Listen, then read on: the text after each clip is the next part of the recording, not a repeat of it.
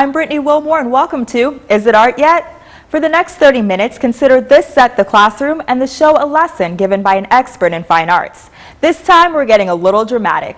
We have Deborah Schultz from the HCC Northeast Drama Department who will talk to us about acting, and Kathleen Knight from the HCC Central Drama Department who will explain how makeup assists in the creation of a character. So we're getting started first with animal makeup, and that's with you, Kathleen. Welcome to the show. Thank you so much. I'm so happy to be back. Yes, I know. You were on a previous show of ours. Yes. So who did you bring with you here? I think she has some This spots is on Jocelyn Stewart. She is one of my excellent students in stage makeup. And today she has started by putting half of her face on as a leopard. She's got her leopard, and then she left the other half blank so that she can show you the process of how this works. So she started with a foundation, which is, what is the color of that? It's highlight brown. It's highlight brown, and so she's going to just place that on her skin as I talk, and that gives her your basic canvas upon which the spots of the leopard can be placed. But there's a lot more to it than that. And I just want to say that your makeup is basically light and shadows. And with something like animal makeup, there's some real definition, such as the spots. And you're going to be also seeing the line that goes down her right there from her nose to her to lips, the top of her lips. And then also that little spot of the nose. That's very, very dark. And then you can see those little spots there, which are the whisker spots. And then she also is going to place some very dark lipstick for the lips on the leopard. She's also put some eyelashes on, because in theater you want to see eyes. You want to see the eyes are very, very important. And so there is a definition of white in the inner lower lid, and then the black is under it. And so again, your contrast of light and shadow is very big. I also want to talk a little bit about all the tools that are required. In the class, we actually require that they get a makeup kit from Southern Import, and that can start out as your basic kit. It includes your base and all of your different kinds of shadows like this. We've got your golden, and you've got different shades of that, and we also have the dark colors. Things can be applied by either pencil or by brushes. And you can see that here she's got a nice array of brushes, from the very thin ones in her hand to this one that's sort of like a flat edge to it, and to the fatter ones. There's that big one there can be used for rouge, or can be used for powder to set things. And also that one that looks like a toothbrush is for combing the brows. So each brush kind of has its own purpose. Yes, it can have, well, each one can have several purposes, but it's just like, it's art. Right. It is just, it's face painting, let's say it that way. But it also includes, see what she's doing now with bringing the line down there on her face. Now that's not the darkest color. But it still has a contrast to your base. So, well, I have a question about, you mentioned the colors, and say you have artists or performers with obviously different skin tones. Yes. Do you use the same color makeup for all of them, or change the amount that's that you one use? of the beautiful things about going to Southern Imports, is that they match the like TK1, TK2 to whatever your skin tone is, to give you that basic foundation. That's a very good question, because then you build from there. Right. Yeah. So, excellent. And is it more layering, I Yes, guess? You obviously aren't going to achieve the darkest look just from one swipe or one. Well, it just, if it's matching your skin tone, you probably only need one. Okay. Yeah. But the layering occurs on the next steps, you know, when you want to do the highlights and the shadows. And let's say you want to accentuate your cheekbone. So you put darker there, and then you put the lighter rouge there, and then sometimes you can put a highlight above that. And the eyes are a big area of contrast. I think it's So- really interesting, the light and the dark. It seems like that's really the basis of all makeup. It is. Whether it's, you know, for a night on the town Yeah, or it for is. theater or anything like that. Yeah, it's the contrast that brings out features. And it's, what is that song? Accentuate the positive, de-accentuate the negative. You know, unless we're doing old age, and then you want to do the reverse, right? Then you want to really play up those wrinkles.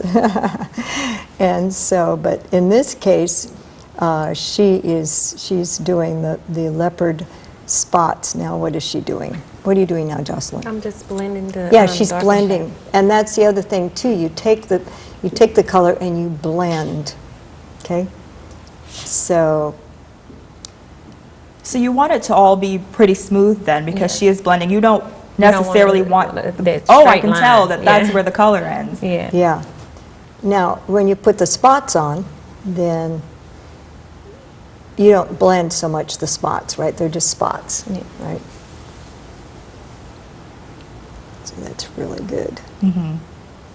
So do they have some type of picture to follow, the students that are Oh, in your yes, class? we or have a how did they schematic. achieve this? What they have to do is they have to draw on the schematic, which we have, and they actually go by that. It's like a blueprint that they create Okay. before they start doing the makeup. And there's the schematic up on the screen. Wow, so they'll follow that. It Yes. has the profile. Yes, it has the look, too. profile and the front, and so they have a way of, that is their blueprint. And they also do research, and they can look at pictures in, say, National Geographic, and have those as examples as well. Okay, can you start putting your spots on now, because we have about, yeah. Okay. So we'll do the leopard spots, show how you did that. And those are created by a darker pencil, although it's, what are you using on that? I'm using a liquid liner and a black eyeliner. A liquid also, liner. I'm going to use to create the spots or a dark brown Okay. eyeshadow. Good, so it's quite a process. It's not just Yeah, like it is. slapping on some dark circles, right? Well, her spots are pretty detailed, too. They have Yeah. different color Yeah, nuances. so Something that I would do is probably just There we stick go, the black see? on. Yeah, I see see, it. yeah, and you put it on with the brush, Right. see, and that goes on really nicely. Well, Jocelyn, thank you for showing us and giving us the example of this. We actually have to take a quick break. Okay. But when we come back, we're actually going to learn about acting, and we'll hear some monologues from one of our HCC students. And Kathleen's going to stick around and show us some more makeup tips. Stay tuned.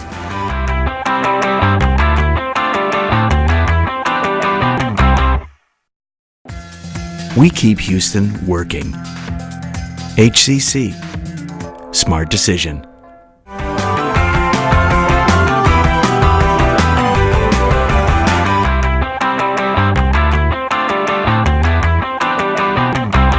Welcome back. So now we're going to move on to acting, and joining me to talk about that is Deborah Schultz from the HCC Northeast Drama Department. Deborah, welcome to the show. Thanks for having us today. Of course. And so who is this to my left here making me look short? I have a student that joined us in the drama program last year this time, spring 2011, Daniel Awetia. And he's here to help demonstrate a little bit about what really goes into acting. When people think about theater and drama in particular, they think actors and acting. So it's the most associated form of the art, but it's probably one of the least understood. A lot of folks think that actors are becoming these grand characters, when in essence, all they're doing is working with themselves and taking on different characteristics of the characters they're portraying. Daniel, if he's going to be playing a serial killer, is not going to go out and murder 17 people so that he knows what it is to Right, be he's a not serial gonna killer. research and end up on Well, the news or anything like that. He, in fact, will do the research, but he doesn't have to himself become that thing. He can take those elements that he finds whether it's voice or gesture or movement or speed, cadence, any of those things, and apply them onto his own person. But ultimately, it's the actor's body and the actor's tools that the actor uses to portray the character. I think that's really interesting because I know, like in TV, sometimes we associate people with their characters, and that's all we can think of. And you know, some actors kind of get trapped in that mold, and Yeah, they can't it escape becomes, it. Is it kind of oh, similar to something like that? Absolutely. Oh, you are this thing that I see every day when I turn the TV on. And it's absolutely not. With, you know, we all do acting every day, social acting. We're acting right now, right here. Right. And, you know, you're acting as the host of this lovely show, and we're acting as participants. That's a different role than when we're done with this and we step outside. But stage acting or acting for the camera is purposeful. We choose to do it so that we're making a choice to say, you know what, we're going to set aside our life for a little while and enjoy the life of somebody else. And that enjoyment comes from the process of how do I turn what I have and make it believable to the audience. Believability as opposed to reality is really what we're looking for. Does the audience buy what we're giving them as opposed to go, that is that thing? Right. So how do you know if you're doing a good job at selling it? My goal for all of my actors that I work with, and even the actors that I go out and see in theater around town, and what I try and get my students to understand, when you see a successful actor, you don't know they're acting. So the less acting you see, the more successful the actor actually is. I think that's a really great way to put it. It's not like, oh, well, she didn't do that right. Like, you can totally tell it's something that I guess you're kind of engulfed in, and you're right along with them. When you see the problems, you know there's a problem. Right. When you see the actors emoting and doing all these wild and crazy things, then you Kinda see... comes off fake, It's like a very charade. fake, right. And like I said before, we want the believability of it. We don't necessarily need reality. Great. Well, what is Daniel showing us?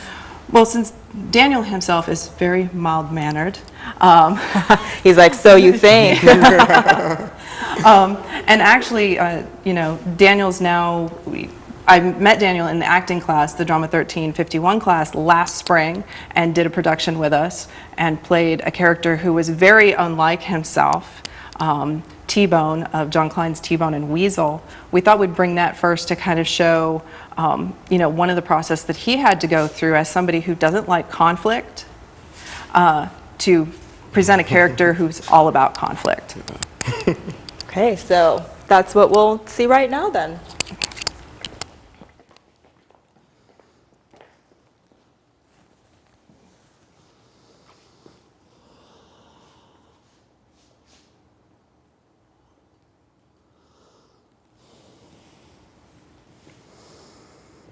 I want to know why you preachers got us from everybody lying in the jail cell. Can't wait to feast their eyes on the man of the cloth. It's going to be hard for you to understand, but I don't want you. I want a woman. Get me a woman! Or ask God to send me one. While you're at it, tell him I want a few answers to some questions disturbing my mind. Such as, if God be so disgusted with the human race that he made places like this, why didn't he just wipe us alive in the flood in the first place? Or is this some kind of game like the one he played with Abraham? Some angel come down and tell me to sacrifice my son. I'll whip that angel ass. And Job, what a sorry son of a, standing around thanking God every time he gets kicked in the nuts. I won't put up with that shit, and you can go tell that to God.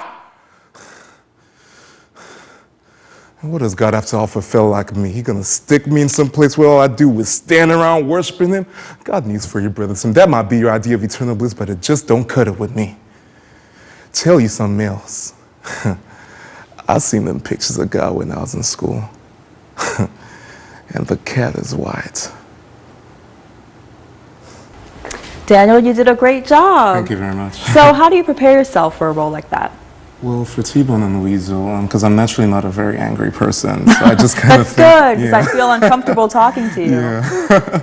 I think of just uncomfortable situations that, like, from personal experience that I've been through, you know, that just kind of get me riled up. That's what helps me. It's called substitution. Substitution? Yeah, substitution. When you're substitute, like, the emotions that you have, you know, that could mimic the physical appearance of the person at the moment or at the given moments in time kind of deal. Cool. Well, I'm going to have to try that. Yeah. That way I can hide some of my emotions. Yeah. What's the next thing that you'll be performing for us? The next monologue is one I wrote in Deborah Schultz's class. An original piece. Yeah, an original piece. It's called The Next Idol. The Next Idol. Yeah. I have a feeling this is going to be very interesting. Yeah. All right, take it away. Thank you. Oh my gosh, I am such a huge fan. I mean, you have no idea how long I waited for this day. I really can't believe it's you. On the down low, I'd have your baby if I wasn't straight. I'm just playing. I'm gonna sing in a second. Just let me finish what I have to say, gosh. It's gonna be really good. Okay. You see, I came all the way down from North Carolina where I used to be a plus-size stripper. What, you got something against strippers or something? Oh, my name? George, but you can call me Georgina. Ooh, eyes on TV. Hey, world. Oh, not bad. Not bad. This is not the Bad Girls Club. This is not the Bad Girls Club. Okay. I'm gonna sing right now. Mary Had a Little Lamb. What? Whatever.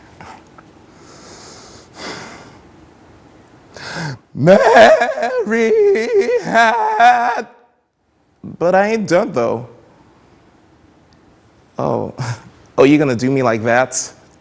After all the wonderful singing and the beautiful compliments, you're gonna have the guts to sit there and tell me that I can't sing. You heard my soul sexy. What am I gonna do now? I don't have a job anymore. They have a replacement over at Johnny's Thick and Juicy. So what am I gonna get out? What do you mean? Oh, is that so? Well, you're gonna miss out on all this. So, dare I ask, what was your inspiration for that? After the strenuous practicing and, constantly getting into a very angry character with T-Bone, the monologue I just performed. Right. I just needed something to be way left field. Something Light, way just kind of yeah, fun. just light, fun, just kind of out there. So you're going to do one last monologue for us. What's this one? It's a classic. It's a classic by Hamlet. To Be or Not to Be. Oh, perfect. Yeah. Go Thank ahead. you.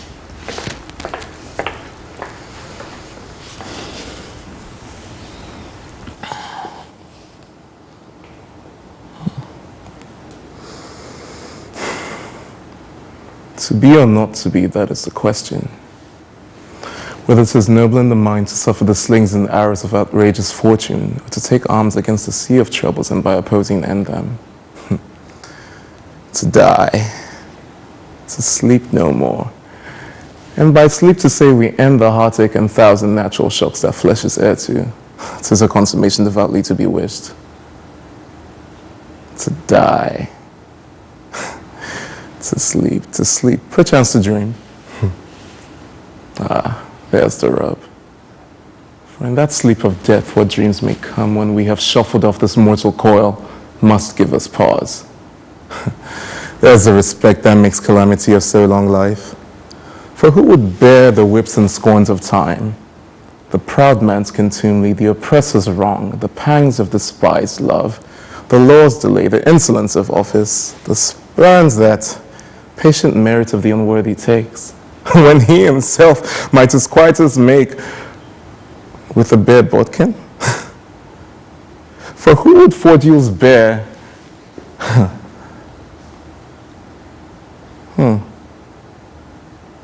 To grunt and sweat under a weary life, but that the dread of something after death, the undiscovered country, from whose bourne no traveler returns, puzzles the will and make us bear those ills we have, then fly to others we know not of.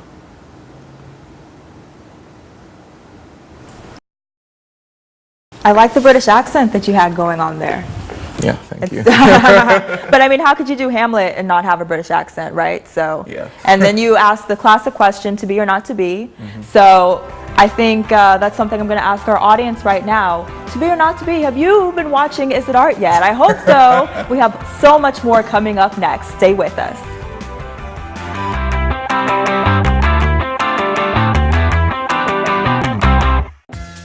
We keep Houston working.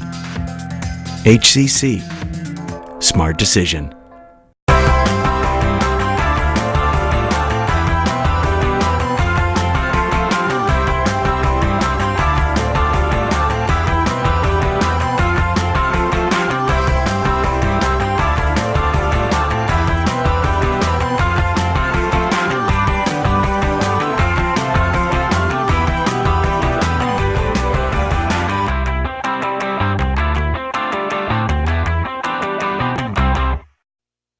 Welcome back. So Kathleen, you're here joining us again, but this time we have a different animal in the seat. Yes, we do, yes.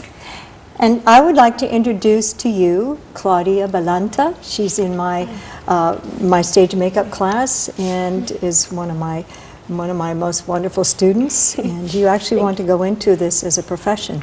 Yes, So I do. yes, there's a great deal of passion here. I also want to start out by saying that before the students do their own makeup, they draw what is called a schematic. It's a bit of it's a blueprint written on a separate sheet, and the schematic shows the color of each area, like the forehead's going to be, as you can point out, the forehead is the yellow, and then the under the cheekbones is yellow, and it follows again.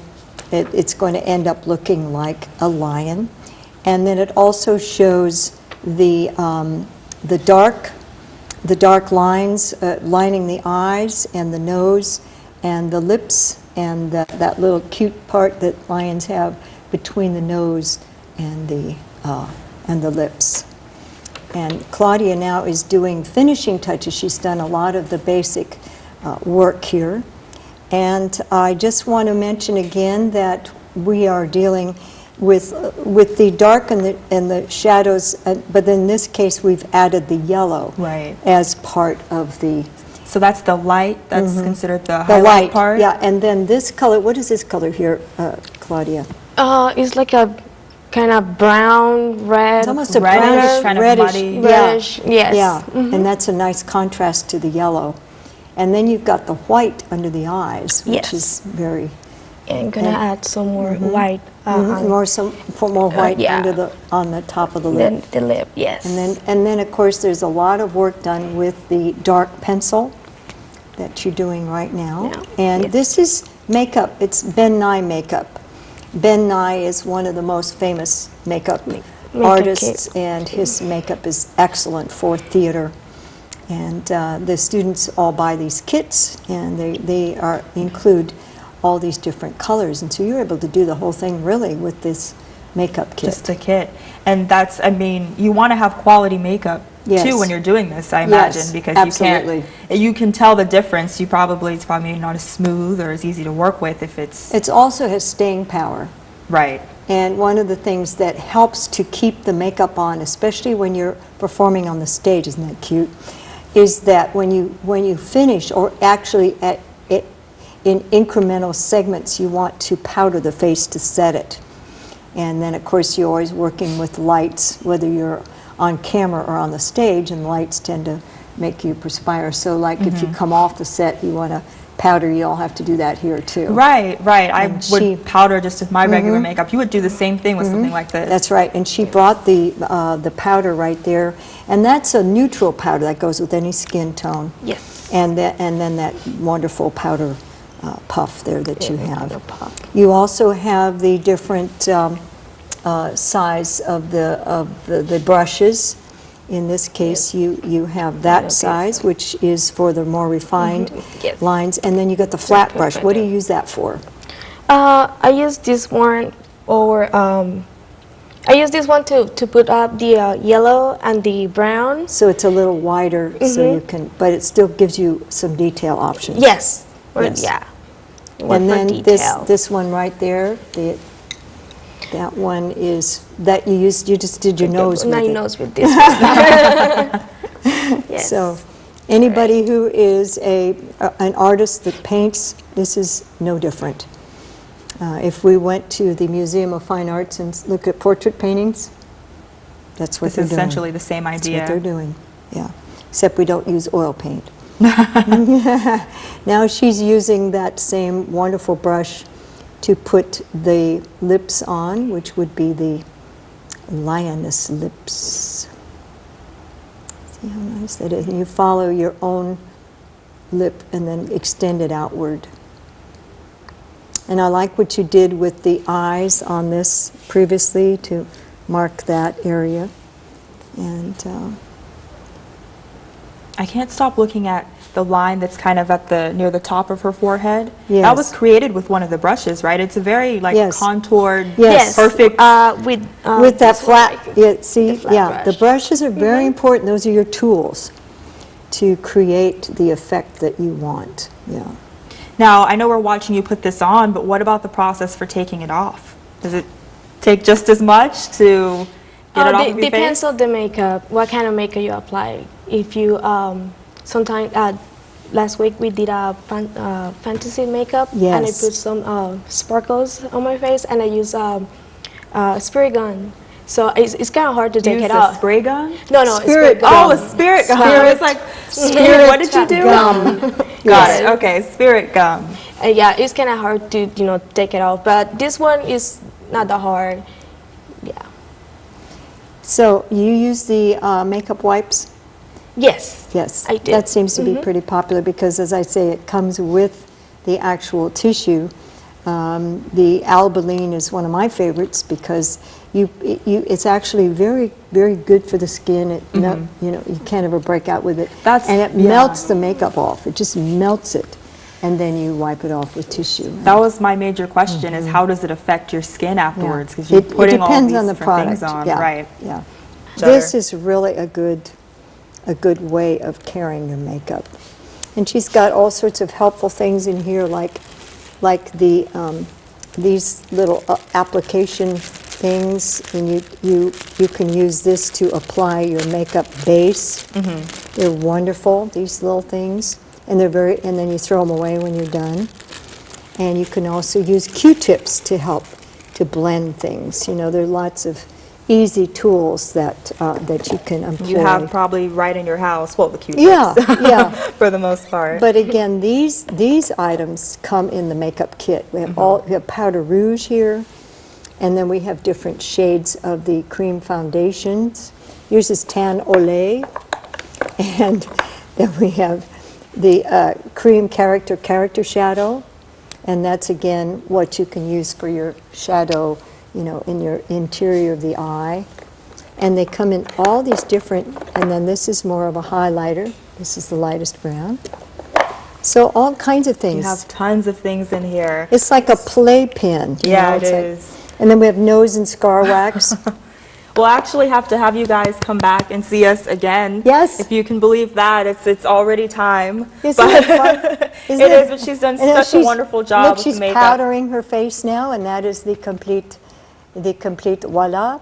And we can make you a final pose. Yeah, We showed this is your finished product. that's the Look finished into one. the camera. Which camera? Ah, there we go. Yes. There she is. Our lioness. Our Lioness. Well, thank you, Lioness, for being here, and thank you, Kathleen, You're for bringing the welcome. students that you brought. I'd also like to thank Deborah Schultz and her student for coming on and teaching us a little bit more about the dramatic world. Join us next time on Is It Art Yet?